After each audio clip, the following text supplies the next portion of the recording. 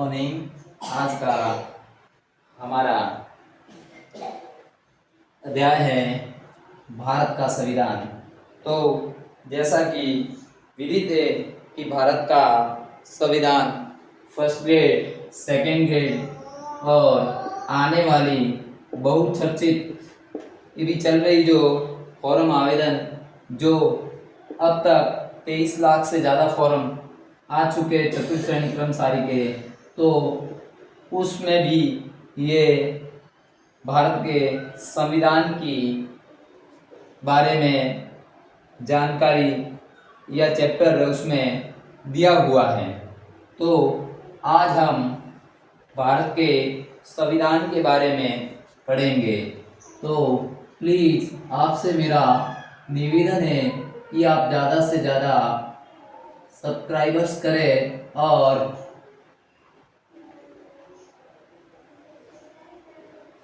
Members बने। मेरे द्वारा अब तक श्री उमेद स्टडी पॉइंट पर पूरा मेवाड़ का इतिहास पढ़ाया है। तो चतुर्थ श्रेणी कर्मचारी का जो उसमें एक चैप्टर है राजस्थान के इतिहास की प्रमुख घटनाएं, तो उसमें मेवाड़ से संबंधित सारी ऐतिहासिक जानकारी दी है।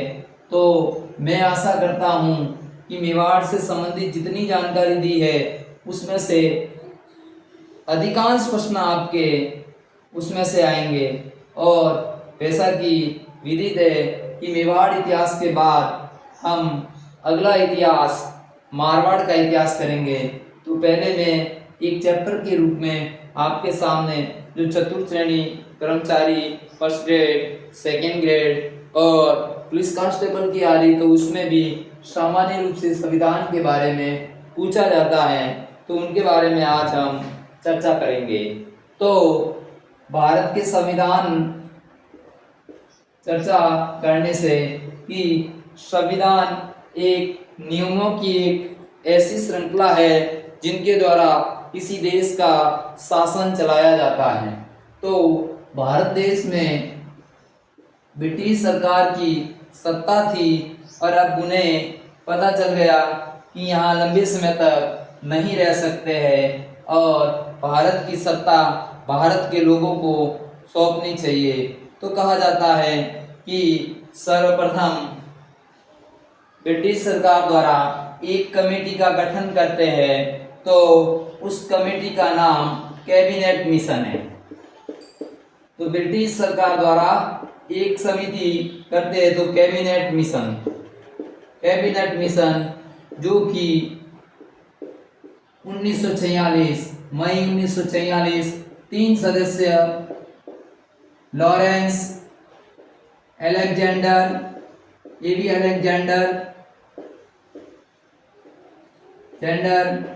और स्टेफर्ड क्रिप्स,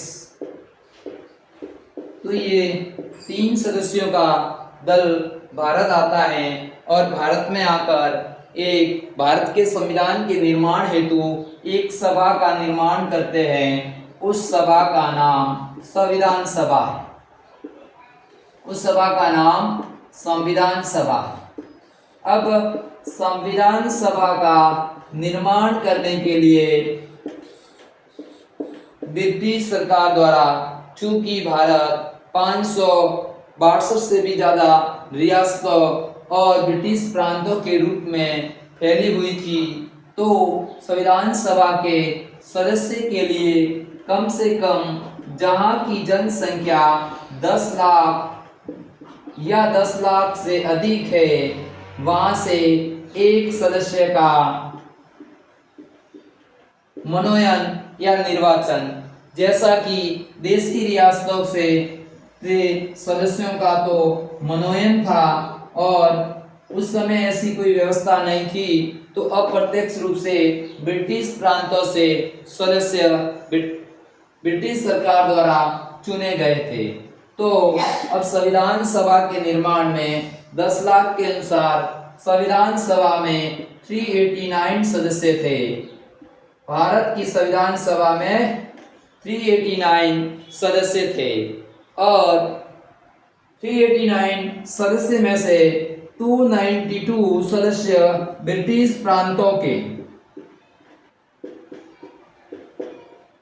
ब्रिटिश प्रांतों के 292 ब्रिटिश प्रांतों के और ब्रिटिश प्रांतों के अंतर्गत केंद्र शासित प्रदेश 4 थे। कुर्ग, बलूचिस्तान, अजमेर मेरवाड़ा,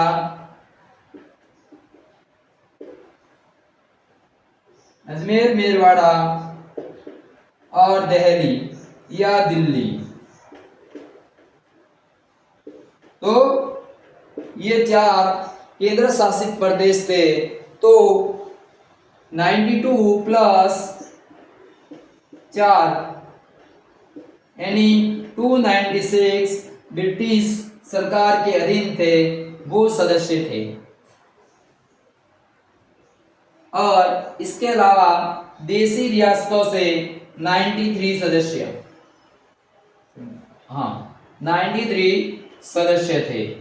तो इस प्रकार भारत के संविधान सभा में इतने सदस्य थे।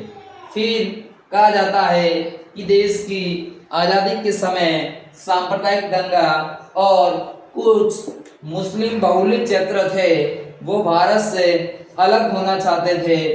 तो कहा जाता है कि वो अलग होने के बाद भारत में संविधान सभा में सदस्य की संख्या 324 रह गई।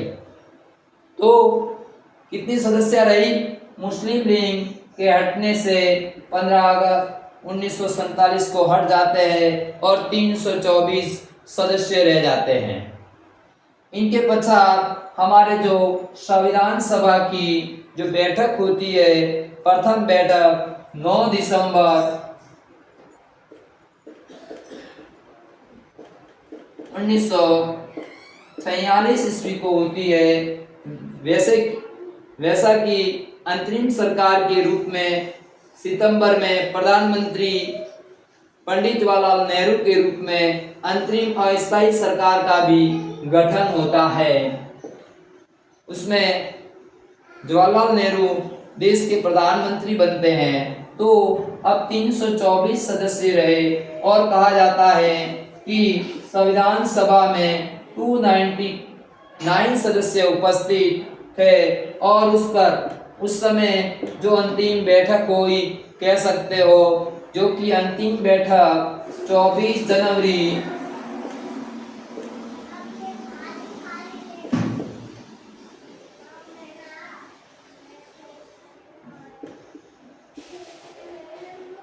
1949 को हुई।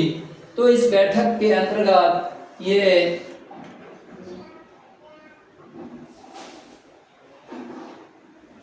इतने सदस्य और संविधान सभा पर हस्ताक्षर करने वाले सदस्य 284 थे। तो अब तक हमने पढ़ा कैबिनेट मिशन 1946 में 3 सदस्यों के रूप में भारत आया। 10 लाख से अधिक जनसंख्या पर एक सदस्य और देशी रियासतों से मनोनयन और ब्रिटिश प्रांतों से उनका निर्वाचन। तो 292 और 4 केंद्र शासित प्रदेश 296 ब्रिटिश प्रांतों के और 93 सदस्य देशी रियासतों से उसमें जोड़े गए और 389 सदस्य और मुस्लिम लीग अर्थात मुस्लिम देश अलग होने के बाद हमारे 324 सदस्य और संविधान सभा के उस समय उपस्थित 299 और संविधान पर हस्ताक्षर करने वाले 284 सदस्य थे। तो संविधान सभा के अभी ये सामान्य जानकारी दी है और इसके अलावा अब हम संविधान सभा के किस प्रकार इसका गठन हुआ, किस देश से कौन सी चीजें ली, उनके बारे में थोड़ी सी सामान्य जानकारी पर चर्चा करेंगे।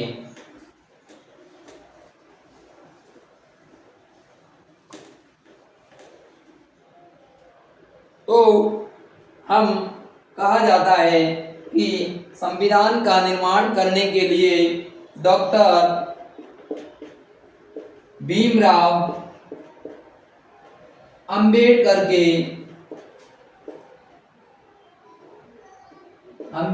के नेतृत्व में 7 सदस्यीय कमेटी बनाई। उस समिति का नाम प्रारूप समिति रखा गया। और जैसा कि विदित है 9 दिसंबर की बैठक हुई। दूसरी बैठक 11 दिसंबर 1946 को हुई और इस बैठक में अस्थायी अध्यक्ष संविधान सभा का सच्चिदानंद सिन्हा को बनाया गया। और 13 दिसंबर की जो बैठक हुई उसमें डॉक्टर राजेंद्र प्रसाद को स्थायी अध्यक्ष बनाया गया। तो कई बार प्रश्न पूछ लेते हैं कि स्थायी अध्यक्ष कौन था और अस्थायी अध्यक्ष कौन था। तो ये अस्थायी अध्यक्ष ने किया। और कहा जाता है कि संविधान सभा के पटल पर संविधान की जो प्रस्तावना की रूपरेखा रखने वाले पंडित जवाहरलाल नेहरू थे। पंडित जवाहरलाल नेहरू ने ये रूपरेखा की और संविधान सभा के द्वारा उस समय पश्चात उसको पारित यानी स्वीकार कर लिया गया है। तो प्रस्तावना को रखने वाले पंडित जवाहरलाल नेहरू थे। अब हम आगे देखते हैं कि हमारे संविधान सभा में जो समय लगा तो 1946 से लगाकर हमारे संविधान में बनने में कहा जाता है कि 2 वर्ष 11 माह 18 दिन का समय लगा। हमारे संविधान को बनने में 2 वर्ष 11 माह 18 दिन का समय लगा और भारत का संविधान बनकर 26 नवंबर 1949 को तैयार हो गया। और 16 अनुच्छेद यानी भारतीय नागरिकता, भारतीय निर्वाचन, नागरिकता, भारतीय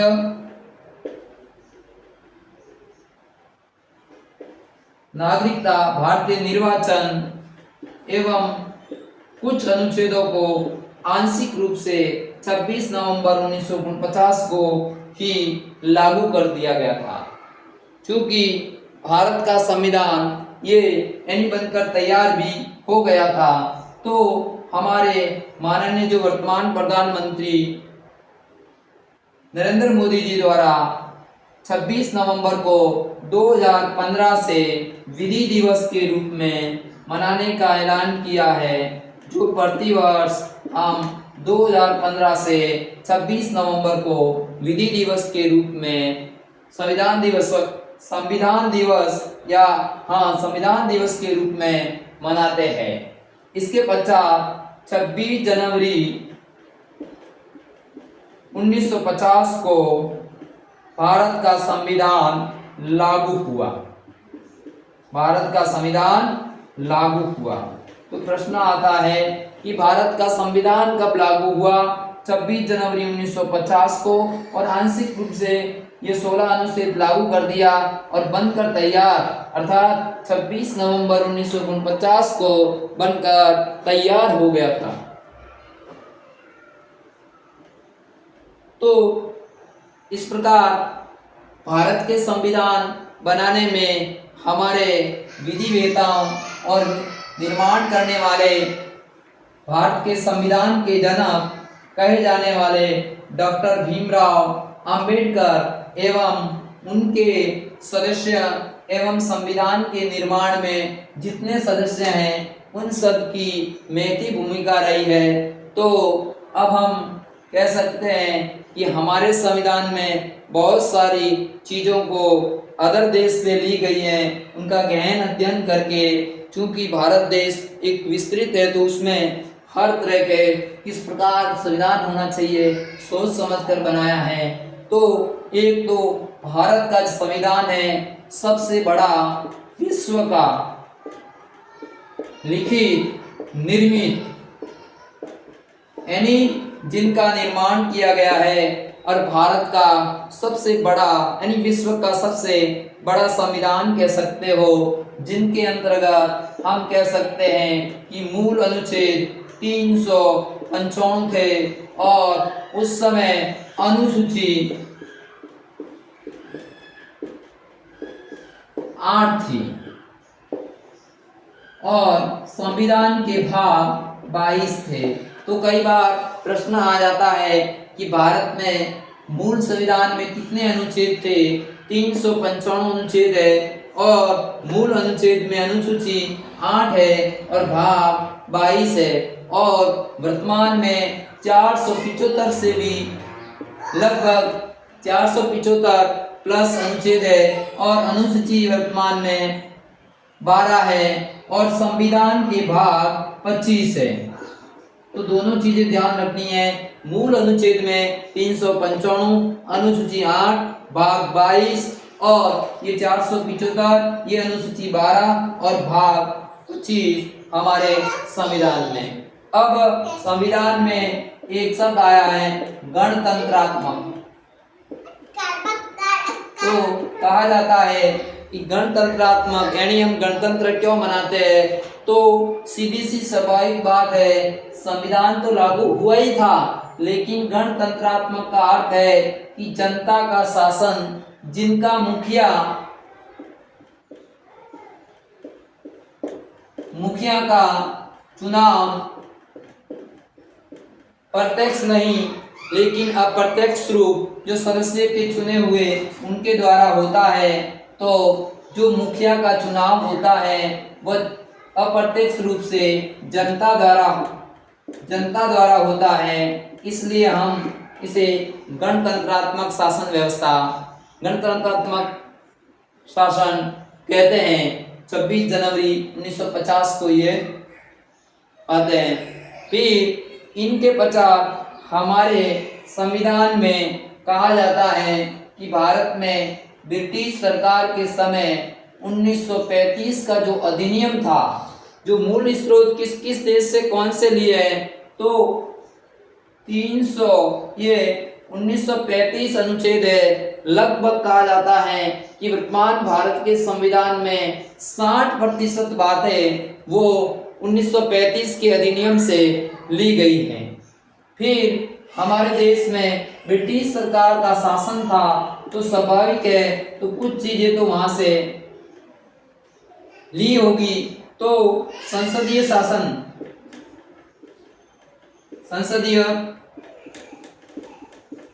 शासन प्रणाली ब्रिटेन से लिए, विधि के समक्ष समानता,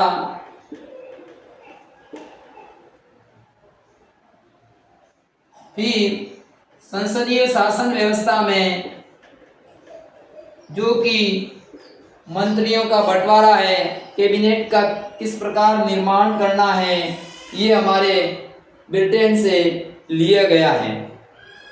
तो संसदीय शासन व्यवस्था है, विधि के समक्ष है, विधि के समक्ष प्रक्रिया जो कि ये है विधि शासन की प्रक्रिया, जैसे कि संसदीय शासन व्यवस्था में जो नए अधिवेशन दूसरे जो कुछ भी होता है उनके हम ब्रिटिश से लिए गए हैं। इसके अलावा एक देश अमेरिका जहां से हमने उपराष्ट्रपति का पद लिया है। दूसरा महाभियोग की प्रक्रिया, जो कि राष्ट्रपति दूसरे न्यायाधीश उनके बारे में जो महाभियोग की प्रक्रिया होती है वह अमेरिका के संविधान से ली है। उपराष्ट्रपति और मौलिक अधिकार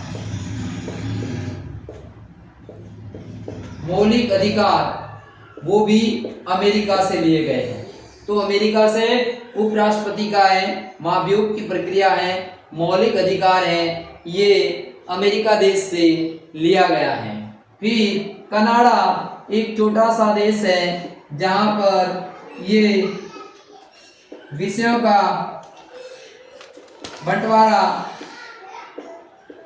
या संघात्मक जो शासन व्यवस्था है वह कनाडा से ली गई है। फिर इसके अलावा हमारा एक देश जर्मनी से आपातकाल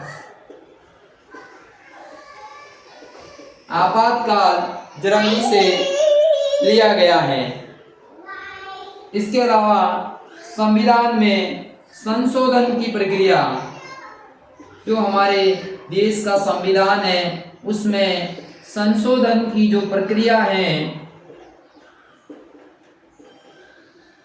जो 368 अनुच्छेद में वह दक्षिणी अफ्रीका से ली गई है।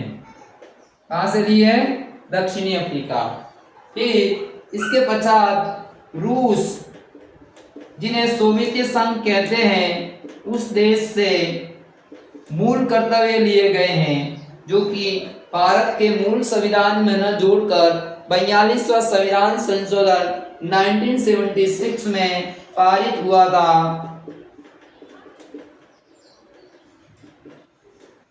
संविधान संशोधन, उसमें ये मूल कर्तव्य रूस से लिया गया और रूस से एक और ली गई प्लान, इंग्लिश में प्लान बोलते हैं और हिंदी में योजना, जो कि वर्तमान में भारत में जो 5 वर्षीय योजना चल रही है उनका प्लान रूस से लिया गया है। तो इस प्रकार हर देश से और आयरलैंड से नीति निर्देशक तत्व जो हमारे जोड़े गए हैं, जो ऐच्छिक है, वह आयरलैंड से लिए गए हैं। आयरलैंड से लिए गए हैं। तो इस प्रकार भारत के जो संविधान में प्रमुख रूप से बहुत सारी मैंने जानकारी बताई, इसके अलावा बहुत सारी जानकारी अभी बाकी है, वो इसका अगले अध्याय में मैं संविधान की जो प्रमुख विशेषताओं के जो बिंदु है, मौलिक कर्तव्य है, मौलिक अधिकार है, संसदीय शासन व्यवस्था, पंथ निरपेक्ष, गणतंत्रात्मक, संघात्मक, राज्यों का संघ, उनके बारे में अगले अध्याय में चर्चा करेंगे। जय हिंद, जय भारत। आशा करता हूँ कि मेरे द्वारा दी गई जानकारी आपको अच्छी लगी और ज़्यादा से ज़्यादा सब्सक्राइब करें और मेंबर्स बढ़े और ज़्यादा से ज़्यादा पढ़ें, ताकि आने वाले एग्ज़ाम में आपको ज़्यादा से ज़्यादा फायदा हो सके।